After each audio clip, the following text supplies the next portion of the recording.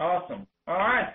Welcome, everyone. Happy Friday. This is Ilian Yotov. I am Forex strategist and founder of allthingsforex.com, and also the host of the popular daily All Things Forex broadcast. You're invited to listen Monday through Friday on allthingsforex.com or fx3.com for that matter. The broadcast is syndicated on FX3. And speaking about, I would like to thank our friends at fx3.com for putting together the series of these weekly Outlook webinars. I'd also like to invite you to check out my book, The Quarters Theory, The Revolution in New Foreign Currencies Trading Methods, available everywhere books are sold, including on FX3's website, if I'm not mistaken.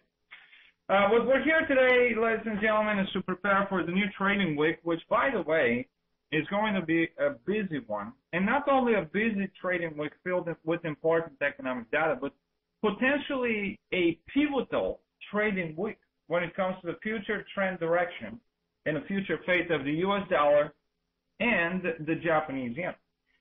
Without any doubt, both of these currencies, the dollar and the yen, are going to be in the spotlight throughout next week, especially because we have the interest rate announcements and monetary policy decisions from both of these central banks, the Federal Reserve here in the United States and the Bank of Japan, which will dictate the future direction for the dollar and the yen next week. And, of course, this has happened throughout the last few weeks. It's pretty much more of the same. A lot of the currency majors are trading in clearly established ranges. I'm referring to the dollar versus the euro. The pound-dollar pair continues to trail within its existing range. However, things have started to get a little more interesting when it comes to the pound versus the US dollar currency pair. We are going to take a look at that currency pair in a few minutes. And also when it comes to the dollar versus the Japanese yen, the dollar is making an attempt to move a little bit higher and maybe stage another leg higher versus the Japanese yen. But again, it will be solely dependent whether that attempt will be successful on the outcome of the Federal Reserve's announcement in monetary policy meeting next week and also on the Bank of Japan's monetary policy meeting. So without any doubt, next week will be pivotal for both of these currencies. Now, beginning with the first spotlight event next week, we're going to see the only important economic event from the Eurozone, and that is the Eurozone Manufacturing and Services Purchasing Managers Index. Now, this is the only top 10 spotlight event from the Eurozone for us next week, but it will be the first one kicking things off, so to say, on Monday morning at 4 a.m. Eastern Time. We can see the euro strengthening in a trading session today. The euro managed to survive another week above the $1.30 level, and more than likely it will stay above $1.30 according to my estimates, if, of course, we don't get to see things getting ugly fast when it comes to the European debt crisis. It is not because of the improvement, as I said earlier in my All Things Forex program.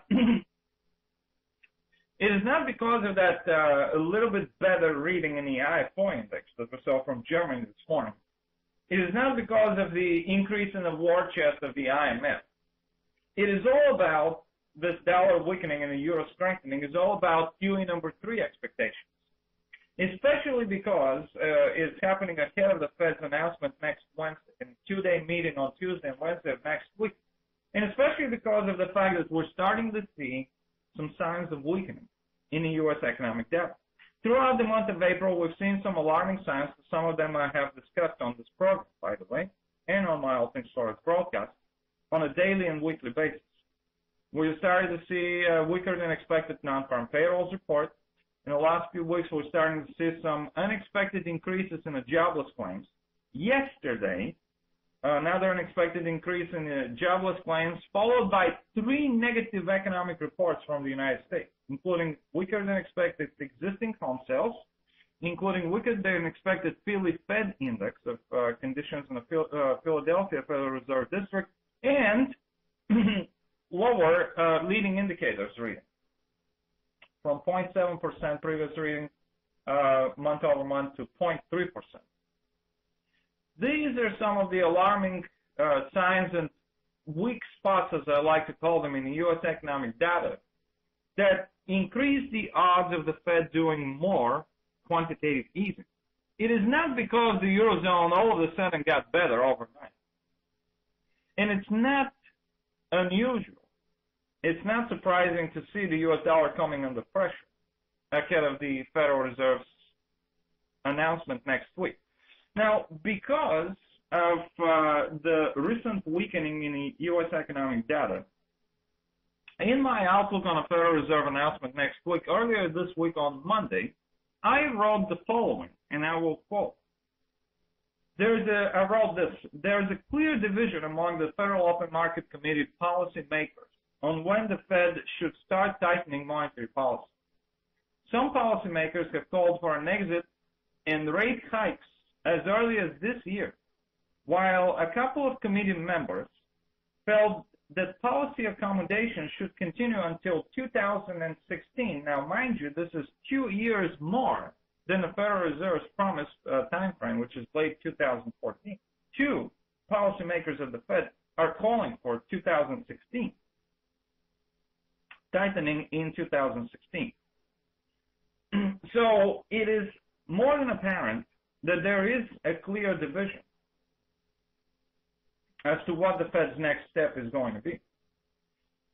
So continuing with what I wrote for my outlook, quote, with some of the recent U.S. economic data beginning to show signs of weakness and forecasts predicting slower economic growth in the United States, it would not be surprising to see the Fed maintaining a dovish stance and expressing a cautious outlook on the economy and the labor market, but stopping short of announcing another round of quantitative easing next week.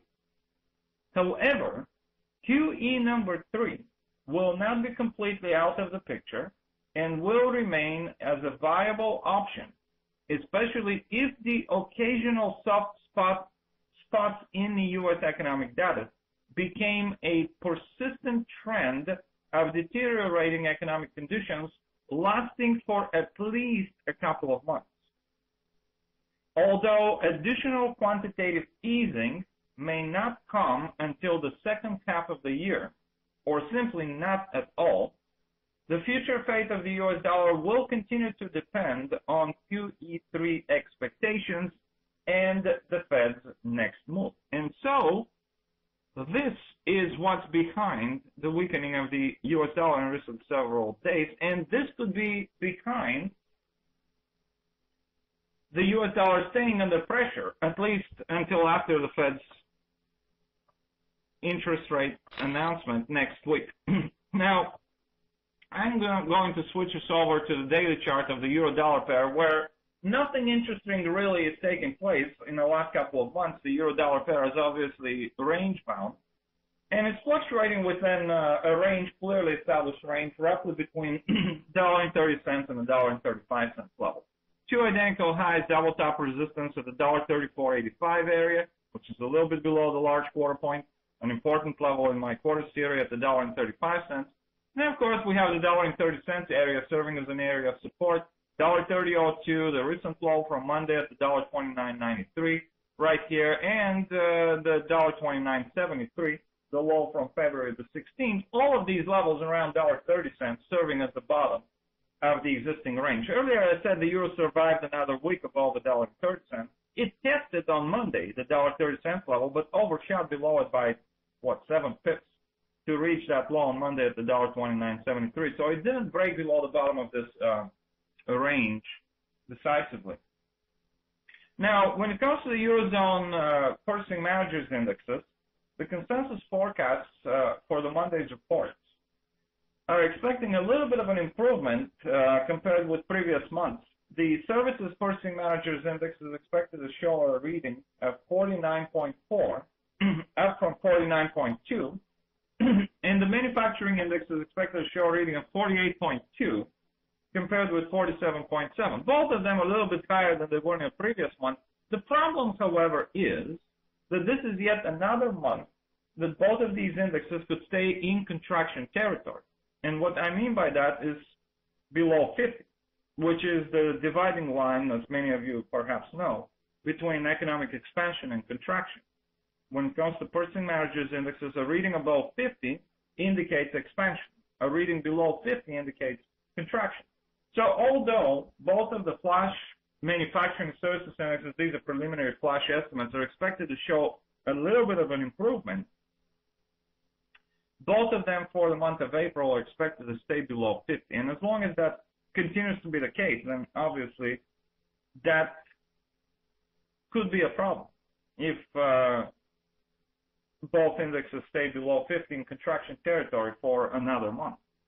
Now, some would say, well, if things are improving, I would say not completely yet. Not until they start moving above 50. Then is when we're going to see an actual improvement. Eurozone economy is not a secret that it's not doing very well.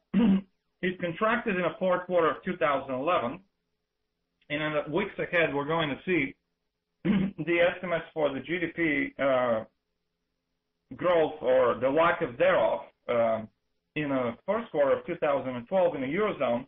But next week, besides the Federal Reserve's announcement, we're going to see another very important, I see it as the second most important event next week from the United States, and that's the gross domestic product estimate for the first quarter in the United States for the first quarter of 2012, which, by the way, is not expected to show the U.S. economy growing at a faster pace in the first quarter compared with the fourth quarter of 2011, which is another report next week that could weigh on the U.S. dollar in a way that it could raise QE number 3 expectations.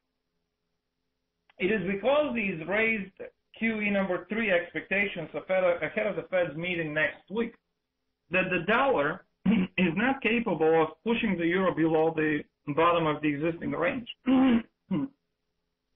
Excuse me. Let me get a sip of water. Maybe that will help. I've been talking a lot in the last 2.5 hours. I just finished my 1-hour program, the Open Source broadcast. So it is these expectations that are keeping the dollar under pressure and are preventing the U.S. dollar from pushing the euro lower. And as long as these QE number 3 expectations remain elevated, which I think that they will if the Fed is as dovish as I'm expecting it to sound next Wednesday, we could continue to see the dollar not capable of pushing the euro lower and possibly weakening against other currency majors as well. I will show you the pound dollar developments in a few minutes.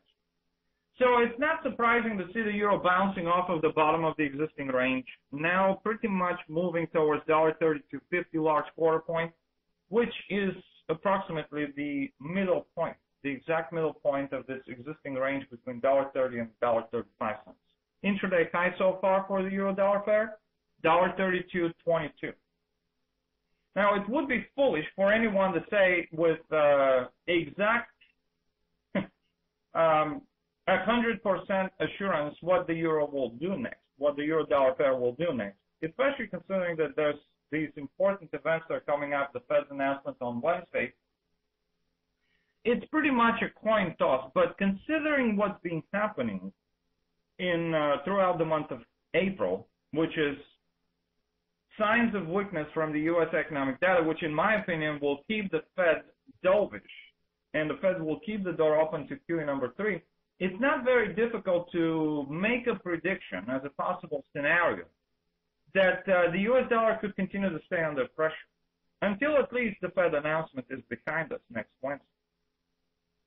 Simply because I'm expecting the Fed to acknowledge the signs of weakness in the U.S. economy, especially in recent weeks, the signs of weakening and alarming trends in the jobless claims, weaker than expected non-farm payrolls report that we witnessed earlier in April, and it would not be surprising the Fed to hint that if conditions continue to take a turn for the worse, rather, they are going to do more, which is as I called them months ago, the two cold words for QE number 3, the Fed doing more. So I'm not expecting the Eurozone manufacturing or services indexes to provide that much of a boost to the euro unless they climb above 50 next Monday. But the dollar could continue to stay under pressure because of the Fed's announcement and expectations for QE number 3.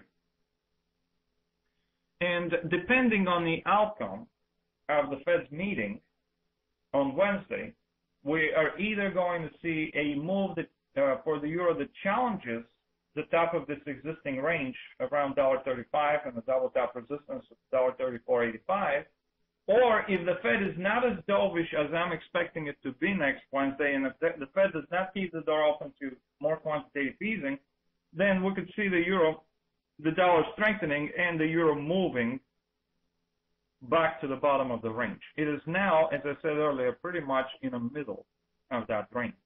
And depending on the outcome of the events next week, we'll see either a move to the top of the range or a move to the bottom of the range, depending on the outcome of these important events. Moving forward, next Monday, we're going to see an important event from Australia with the Consumer Price Index report, which is the main measure of inflation in Australia prepared by the Reserve Bank of Australia, that could have an impact, as you already know, on the future monetary policy direction from this central bank.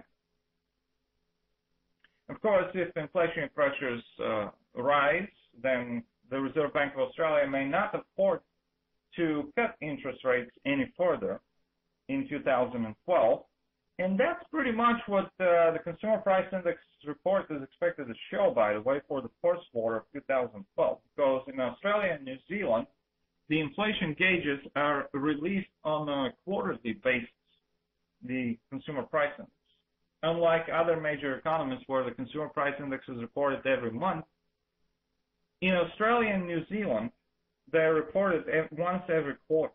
So we'll see the Consumer Price Index, or the main gauge of inflation, for the first quarter of 2012, more than likely showing inflation pressures rising from the 0% level in the fourth quarter of 2011 to 0.8% increase quarter over quarter in the first quarter, which could reduce the odds that the Reserve Bank of Australia could cut rates further. And, of course, if we get to see inflationary pressures lower than expected in Australia, then that could have the opposite effect.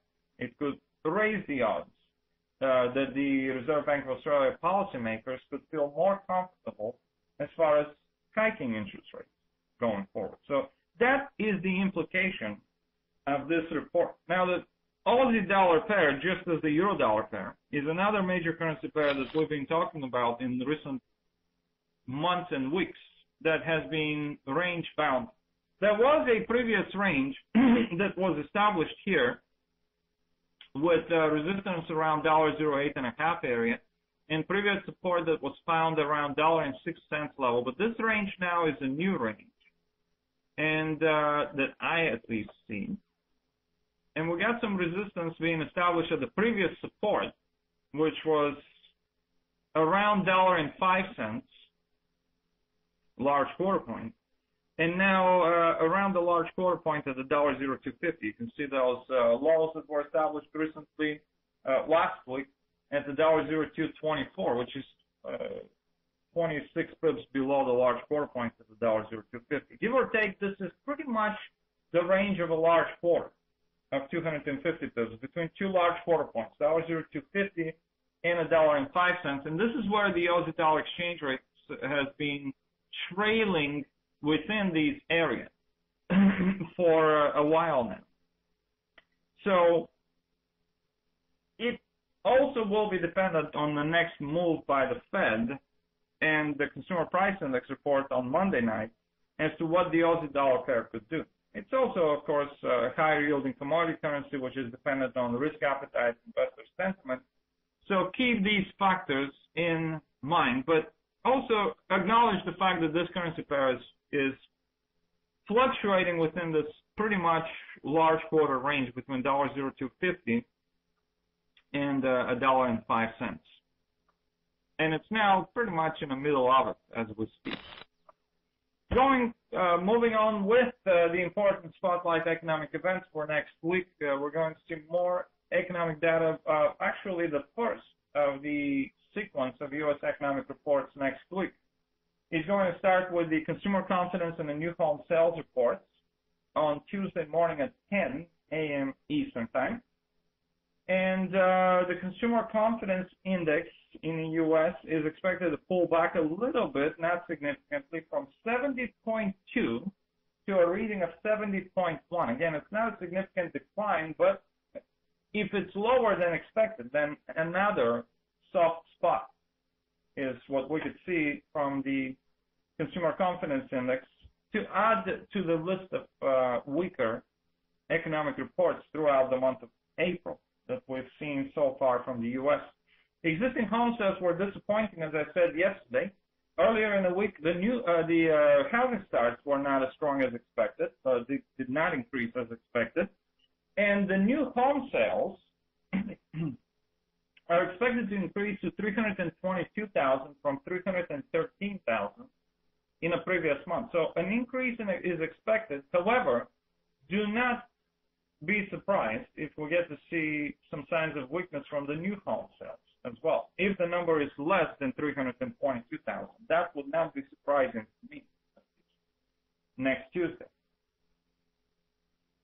And as I've been saying all along, I'm not expecting any miracles from the U.S. housing data, at least not at this point. So the housing market reports would have the potential to disappoint going forward, as they have been recently as well. The U.S. economic data is going to be followed by a very important economic report from the United Kingdom on Wednesday at 4:30 a.m. Eastern Time. We're going to see the preliminary estimate for the United Kingdom's economic growth in the first quarter of 2012. Now, many of you might recall that the UK economy actually contracted by 0.3% in the fourth quarter of 2011. The consensus forecasts for the first quarter are expected to show the UK economy growing by 0.1% quarter over quarter.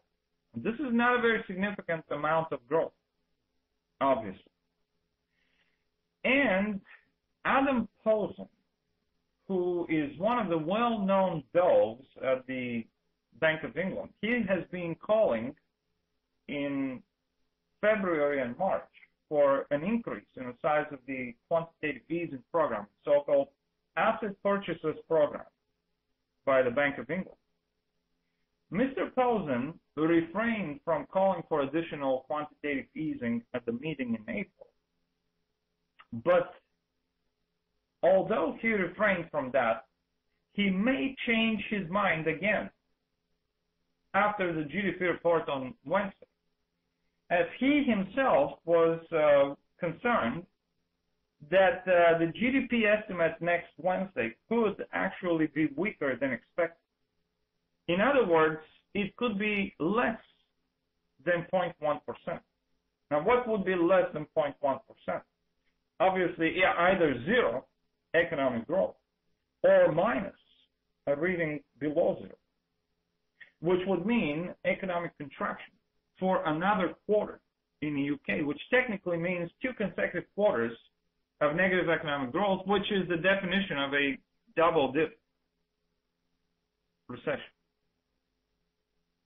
Now, if that is what we witness next Wednesday from the UK GDP estimate, that would not be a positive economic event supportive for the British pound. Because if the UK economy contracts for another quarter, then that would raise the odds that although the Bank of England at this point is not in a hurry to start doing more or expanding the size of its asset purchase program and doing more quantitative easing, if economic conditions were to deteriorate and the GDP report shows the UK economy going through a double dip, registering a double dip, then that could raise the odds of more quantitative easing by the Bank of England, which would keep the British pound capped in its existing range. Now, in recent weeks on this program, speaking about the pound versus the US dollar, I have used the words that the pound is strategically positioned for a challenge, at least, of the top of the two ranges that have been recently established. For those of you who are joining us for the first time ever today, let me recap what I've been saying since October of 2011. And what I've been saying since then is that the pound-dollar currency pair is simply trendless. What I mean by that it has been trailing and fluctuating within a clearly established range since October of last year. Bottom of the range is approximately the large quarter point at the $52.50, with lows established as $52.70 in October of last year and $52.32 in January of this year. Middle point between those two levels is the large quarter point at the $52.50. That's the bottom of that range. The top of the range is $61.65, and it is this range of about 900 pips where the pound-dollar pair has been fluctuating trendless sideways since October of last year. Now, within this large range, there's a smaller range that has been established recently in the last couple of months. And that smaller range was between $1.56 and $1.60 level. It's about 400 pips of a range. 3 weeks ago, the pound-dollar pair made an attempt to break above the top of the smaller range, and it reached as high as $1.61.65, or $1.61.61 rather. This is where we actually thought that we may possibly see the pound-dollar pair breaking decisively above the top of that smaller range and ultimately challenging the top of the larger range of the $1.61.65. However, the pound in the days to follow was quickly pushed lower and it fell right back into its previous range. What happened, however, for the pound is that it found support in the middle of that range, around $1.58 there. You can see that support being established here in recent weeks. And that is why I've said previously that the pound remained strategically positioned for another challenge of the top of the smaller range, challenge of that resistance level, and then a breakout above that level, I said, would open the door for the pound-dollar pair to challenge the top of the larger range at the $1.61.65. Now, why would I say that? Well, obviously, from a technical perspective, you can see that the middle of the range was the area where the pound was finding support. From a fundamental perspective, I explained, I think if I'm not mistaken, last week on this program, that it would make sense that the pound stays supported and attracts more bids and more flows into the British pound increase. And the reason I said that is because there's a division among the Fed policymakers on what the Fed should do next. There's a weakening of the U.S. economic data as far as QE number 3 expectations, which elevates QE number 3 odds. Weak economic data from the U.S. raises QE number 3 odds, which weighs on the U.S. dollar. And also there's a division amongst not only the Fed, but also there's a division amongst the European Central Bank. Both of these central banks are expected to do more, whether it's more quantitative easing by the Federal Reserve in the U.S. or more bond buying by the European Central Bank or another round of long-term refinancing operations. And as long as these expectations remain, and the Bank of England is not seen as being in any hurry to do more quantitative easing, weeks ago I said it would not be surprising to see the pound beginning to look like a better alternative, if you will, to the dollar or the euro, and start attracting some flow. And as anticipated, that has been the case, especially throughout this week with a little bit of an increase in a consumer price index that I discussed last Friday was expected from the United Kingdom. The Bank of England meeting minutes showing that less policymakers are calling for an increase in the size of the asset purchase program. Better than expected jobless claims report as well that we saw from the UK this morning on Friday. Stronger retail sales that we saw this morning from the United Kingdom. All of these factors, all of these economic reports, as expected, as I spoke about them last Friday, helping the British pound take advantage of that and push the dollar lower and make an attempt now to approach the top of the existing range. Now, the big question next week is going to be, is the pound going to be capable of finding the catalyst to break outside of this range, to break above the top of this multi-month range where it has been literally stuck within since October of last year? As I have said all along for months since that range was established, the major catalyst that could propel the pound above the top of this range would be the Fed announcing another round of quantitative easing, which we know would be at the expense of the U.S. dollar. That's obviously going to be the major catalyst, but I do not see the Fed making such an announcement next Wednesday. I think that the economic data has been softening, weakening from the United States throughout the month of October so far, but that's not enough of a time frame for the Fed to announce QE number 3. As I said in my outlook, that if that is something that becomes a trend, and we see deteriorating economic conditions for a number of months, at least a couple of months in the U.S., then the Fed could come out and announce it, probably in the second half, according to my estimates, second half of 2012. But at this point, although the Fed could refrain from announcing QE number 3, the market will continue to price it in if the each and every U.S. economic report that comes out in the near future that is weaker than expected is going to exponentially add to the puzzle of the next move by the Fed. In other words, each and every weak economic report from the United States going forward is only going to raise the odds of the Fed doing more quantitative easing and respectively weigh on the U.S. dollar.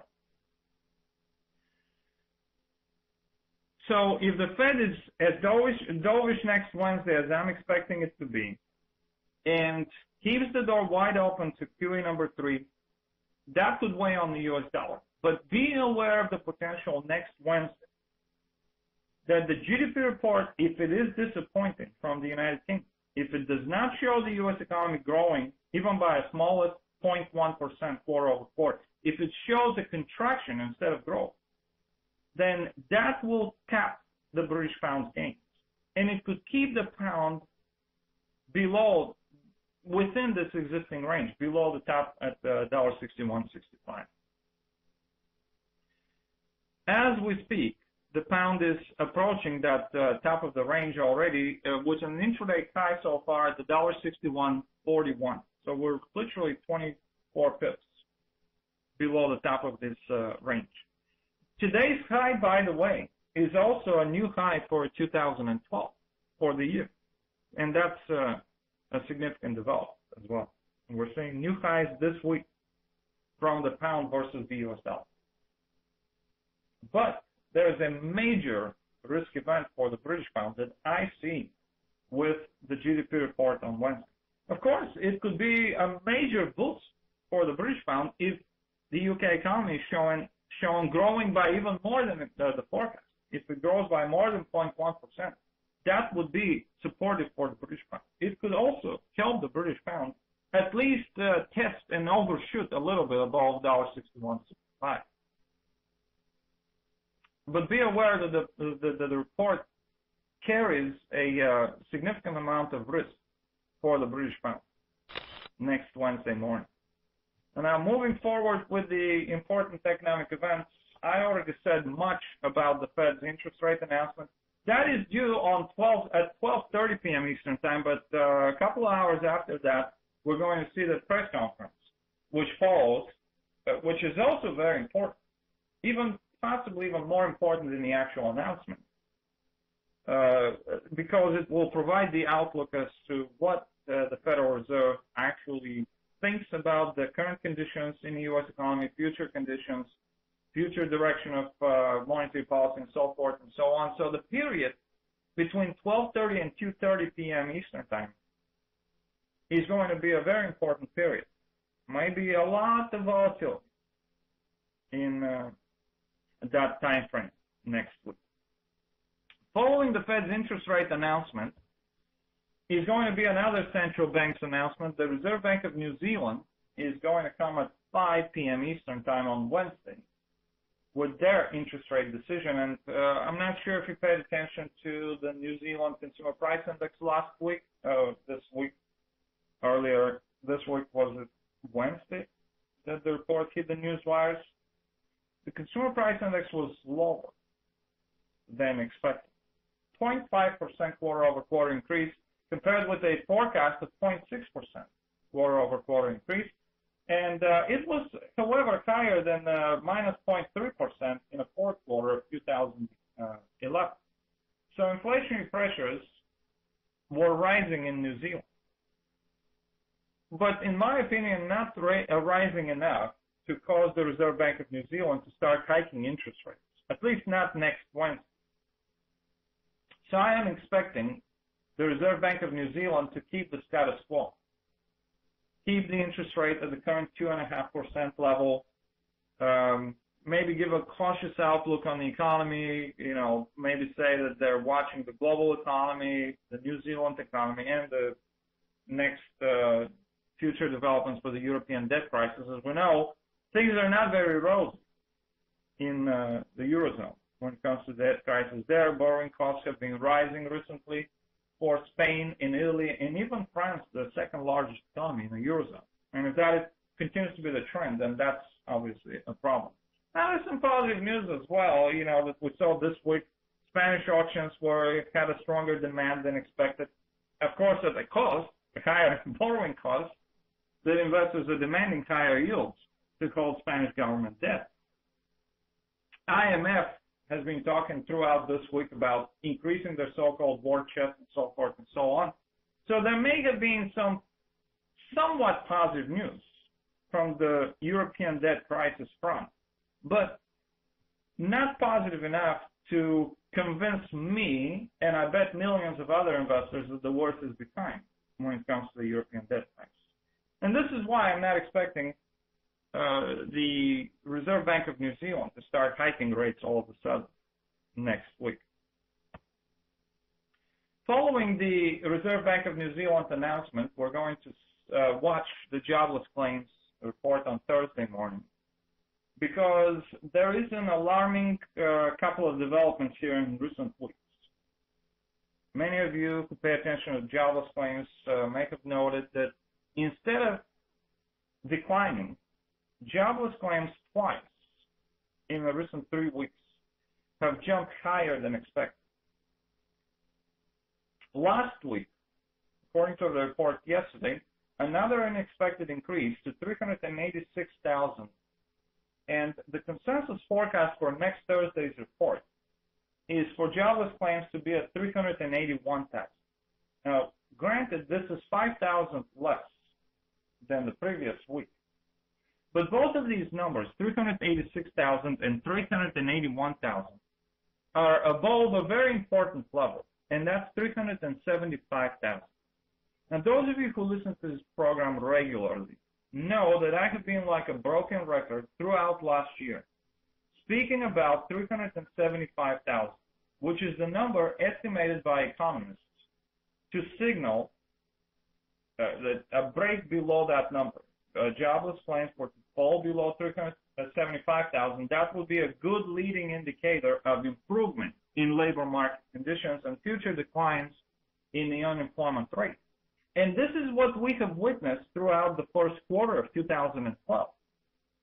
Jobless claims have fallen steadily below 375,000 to new 4-year lows. in a first quarter.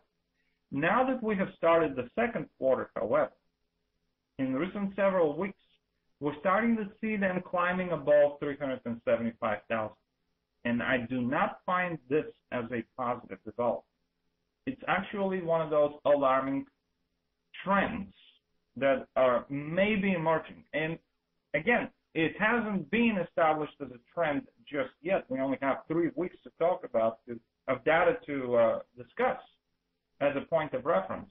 But if it becomes a trend, and jobless claims now start moving above 375,000 and start climbing higher than that number, then that would be a leading indicator of economic or job market conditions deteriorating, which would be a major factor that would prompt additional quantitative easing by the Federal Reserve.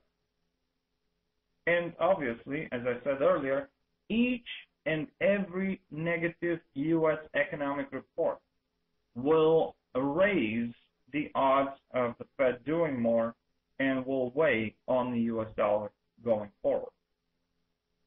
And the jobless claims next week are expected to stay above 375,000 with a reading of 381,000. So it could be yet another weak economic report from the United States next week.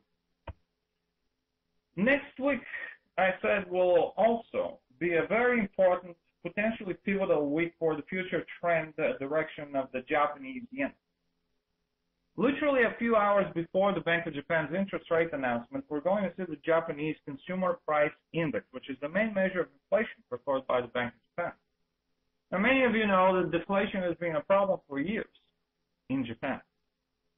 And if that continues to be the case, and as shown by the Consumer Price Index on Thursday, then the Bank of Japan could consider doing more to create inflationary pressures, to weaken the Japanese yen, and to stimulate the Japanese economy.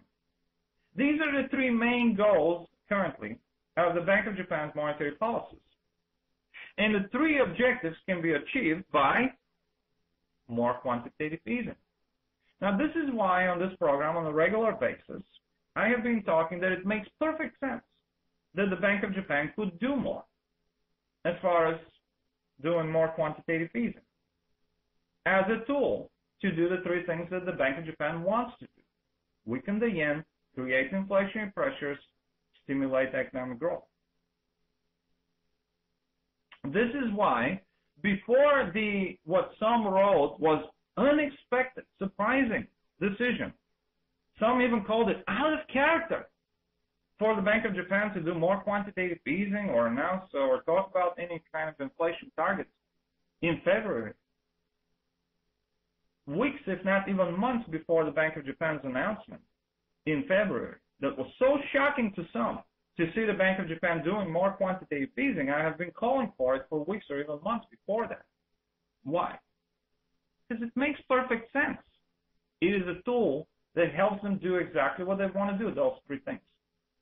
And this is why next week, if you get to see the Bank of Japan doing more quantitative easing, it would not be shocking. It would not be unexpected. It would make perfect sense. But what would make perfect sense is also something else, something that the Bank of Japan has not discussed until February, and that is an inflation target. Now, in February, when the Bank of Japan combined raising the size of their quantitative easing program with speaking about an inflation target of 1%, that, as I wrote at the time, was a very effective tool in a Bank of Japan's efforts to weaken the Japanese yen. And now that pretty much everyone is expecting that the Bank of Japan will do more quantitative easing and will announce it next Thursday, around 11 p.m. Eastern time is when we're expecting the Bank of Japan's interest rate announcement, which is the second most important economic event next week. And as many of you know, Bank of Japan does not give us an exact time when they're going to announce their decision. It's either late Thursday night, early Friday morning. I put it around 11 p.m. Eastern time, but it could be earlier than that. It could be later than that. I think that everyone now anticipates. Morgan Stanley earlier this morning, even strategists there said there's almost 100% of a chance of a probability that the Bank of Japan will do more. I think that this is largely priced into the Japanese yen exchange rate against other majors at this point.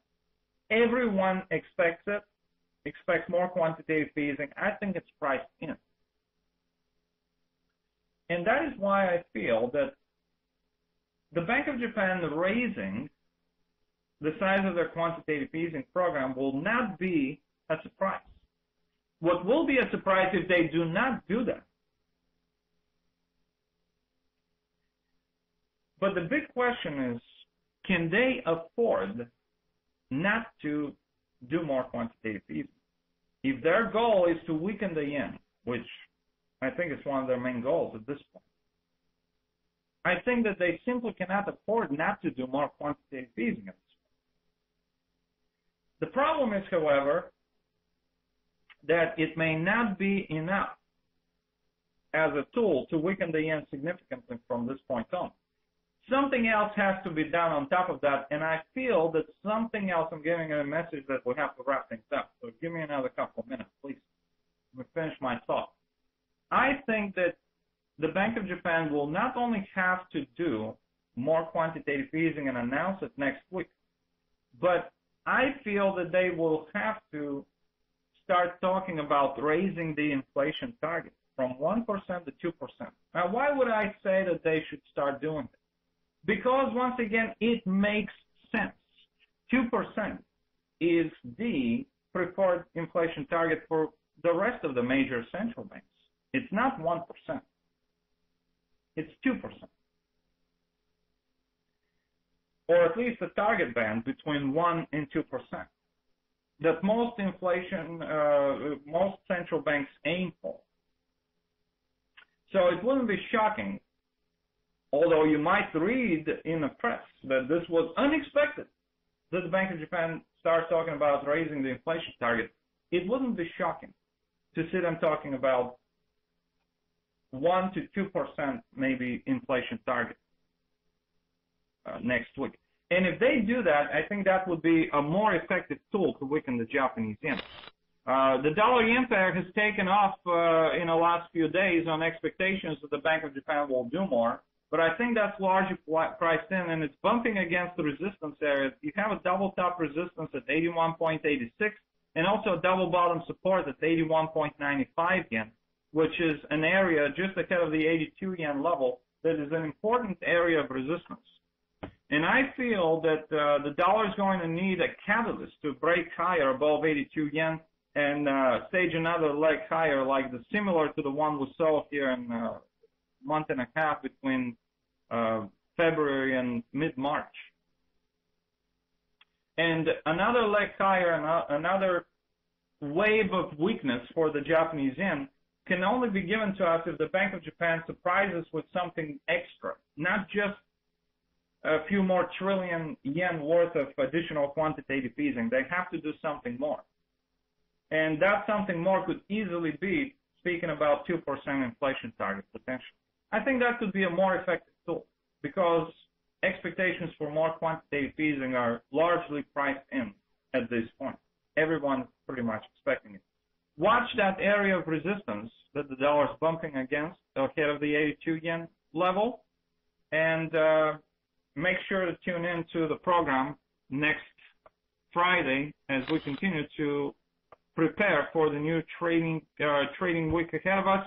Final, very important spotlight event next week is going to be the U.S. GDP report, which, by the way, is not expected to be very strong. 2.6%, which is slower economic growth in the first quarter of 2012 compared with the 3% growth in the fourth quarter. Now, 2.6%, I should say, is an even more optimistic forecast.